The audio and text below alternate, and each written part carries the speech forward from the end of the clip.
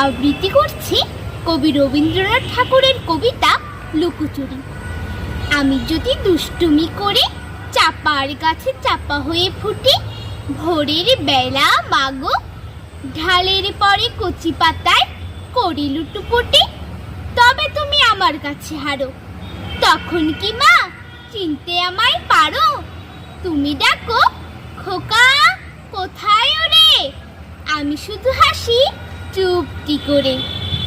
যখন তুমি থাকবে যে কাজ নিয়ে, সবই আমি দেখব নয়ন মেলে।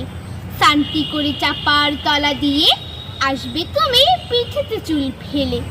এখান দিয়ে পুজোর ঘরে যাবে, দূরে থেকে ফুলের গন্ধ পাবে। তখন তুমি বুঝতে পারবে না সে তোমার খোকার গায়ের গন্ধ আসে। দুপুর বেলা মহাভারত হাতে